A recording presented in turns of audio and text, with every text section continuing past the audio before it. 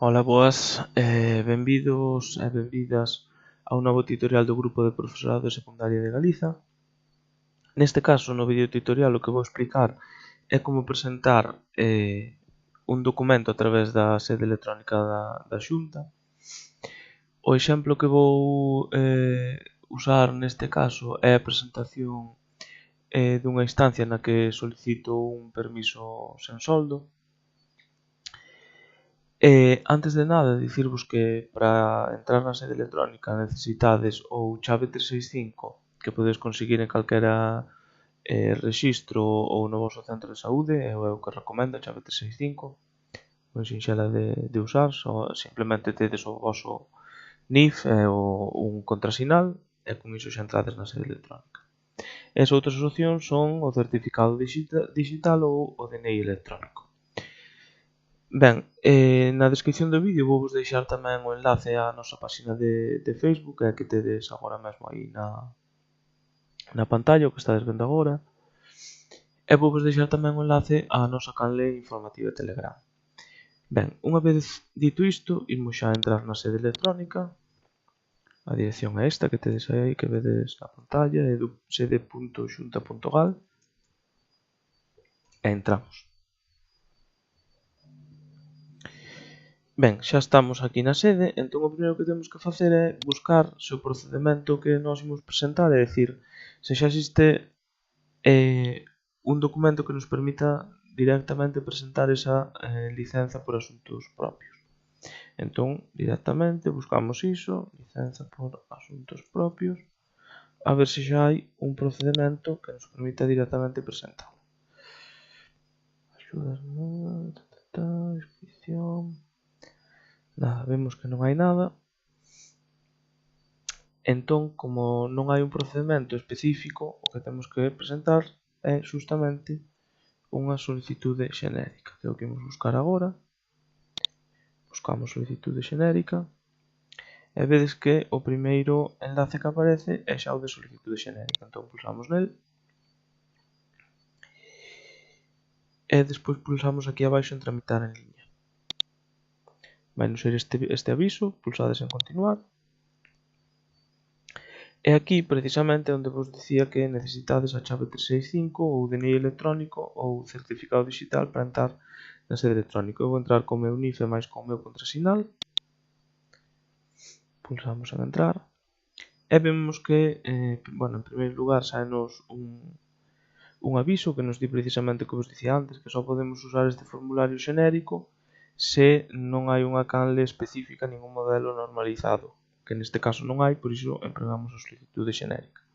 Pulsamos en aceptar e o que nos aparece, pois, vedes que é unha instancia que tedes que cubrir,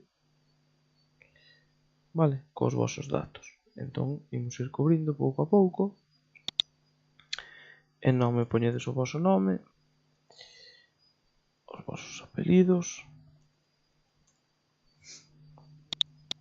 o voso NIF, aquí o voso enderezo,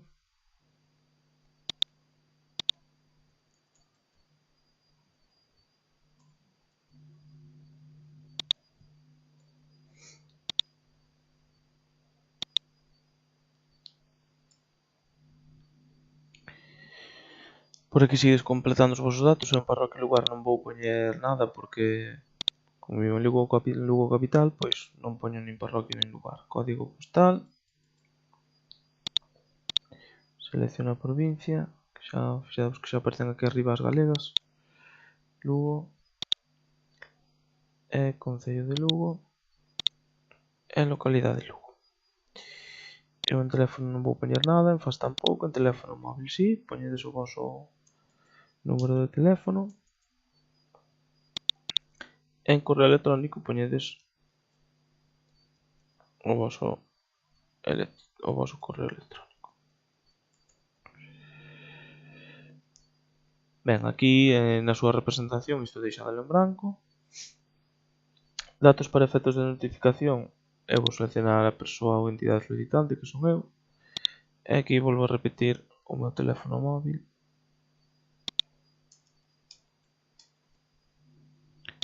e o meu correo electrónico.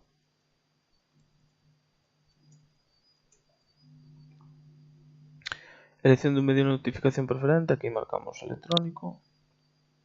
E isto non hai que cubrilo porque sería se o enderezo postal fose diferente a este, no caso de que escolledes o postal, pero aquí escollede electrónica.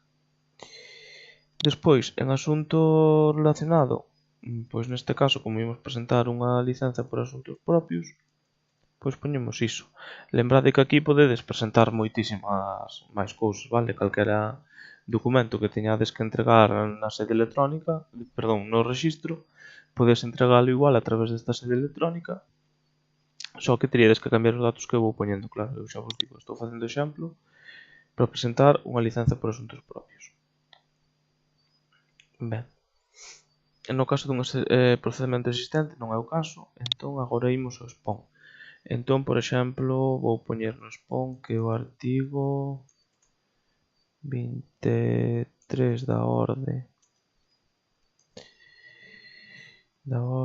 do 29 de xaneiro de 2016 recolle unha licenza por asuntos propios cunha duración de 3 meses cada 2 anos. Vale.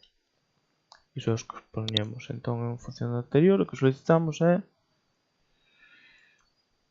que lle sexa concedida a dita licenza entre, aquí poñedes vos as datas que vos interesen, entre o 1 de maio, perdón, entre o 1 de maio e o 30 de xuño, por exemplo. Ben, unha vez feito isto, imos á documentación que se presenta. En documentación que se presenta, como varias xefaturas territoriais piden o que a continuación vou dicir, pois eu xo chegaría directamente, que é o visto e prace de dirección. Xo chegades, aforrades que aquelas xefaturas que o piden, pois que volo deneguen ou que volo manden a chegar despois a maiores, así xa vai achegado o visto e prace de dirección. Ben, en comprobación de datos aquí non marcades nada, vale? Porque se marcades estades opoñendo a consulta, vale? Neste caso non queremos opoñernos porque nos consulten o DNI, vale? Entón deixámoslo como está. Despois en destinatario que temos que escoller a Consellería de Educación. E aquí tedes que poñer vos a vosa xefatura territorial porque é a que resolve este tipo de permisos. Vou poñer a de Lugo. Vale. Agora pulsamos aquí abaixo en continuar.